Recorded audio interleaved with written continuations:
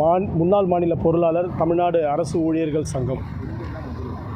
தமிழ்நாடு அரசு ஊழியர்கள் சங்கம் சார்பாக 30 அம்ச கோரிக்கைகளை வலியுறுத்தி இன்றைய தினம் தமிழ்நாடு முழுவதும் மாவட்ட தலைநகரங்களிலே தர்ணா போராட்டம் நடந்து கொண்டிருக்கிறது. கோரிக்கைகள் என்பது ஏற்கனவே திராவிட முன்னேற்றக் கழகத்தின் சார்பாக தேர்தல் அறிக்கையிலே செய்வதாக குறிப்பிடப்பட்ட வாக்குறுதி எண் 309 புதிய ஓய்வு திட்டத்தை ரத்து செய்து பழைய ஓய்வு திட்டத்தை அமுல்படுத்த வேண்டும். மத்திய ஒன்றிய அரசு வழங்கிய 3% அகவிலைப்படியை உடனடியாக வழங்க வேண்டும் என்ற கோரிக்கை. அதேபோல் இன்றைக்கு சத்துணவு, அங்கன்வாடியிலே பணியாற்றக்கூடிய மதிப்பூதியம், தொகுப்பூதியம், சிறப்பு காலமுறை ஊதியம் பெற்றுக்கொண்டிருக்கக்கூடிய ஊழியர்களுக்கு முறையான காலமுறை ஊதியத்தை வழங்க வேண்டும். ஓய்வு பெற்ற அங்கன்வாடி, சத்துணவு ஊழியர்களுக்கு குறைந்தபட்ச ஓய்வூதியமான 7,850 உடனடியாக வழங்க வேண்டும்.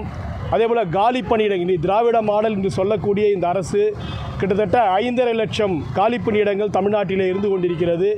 தாழ்த்தப்பட்ட, பிற்படுத்தப்பட்ட பழங்குடி மக்களுக்கு வழங்க வேண்டிய அந்த காலி பணியிடங்களை உடனடியாக திராவிட மாடல் அரசு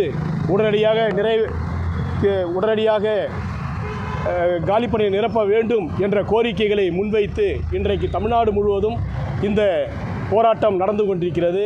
தமிழக அரசு உடனடியாக தமிழ்நாடு அரசு ஊழியர்கள் சங்கத்துடைய மாநில நிர்வாகிகளை அழைத்து பேசி இந்த கோரிக்கைகளை நிறைவேற்ற வேண்டும் என்று கேட்டுக்கொள்கிறோம்.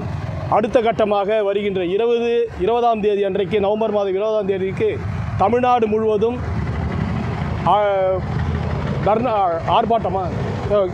ஒரு நாள் அடையாள வேலை நிறுத்தம் நடைபெற இருக்கிறது. அதாவது நவம்பர் மாதம் 20ஆம் தேதி அன்றைக்கு ஒரு நாள் அடையாள வேலை நிறுத்தம் நடைபெற இருக்கிறது.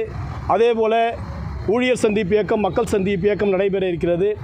வருகின்ற ஜனவரி மாதம் 3ஆம் தேதி அன்றைக்கு போராட்ட ஆயத்த மாநாடு சென்னையில் நடைபெற இருக்கிறது.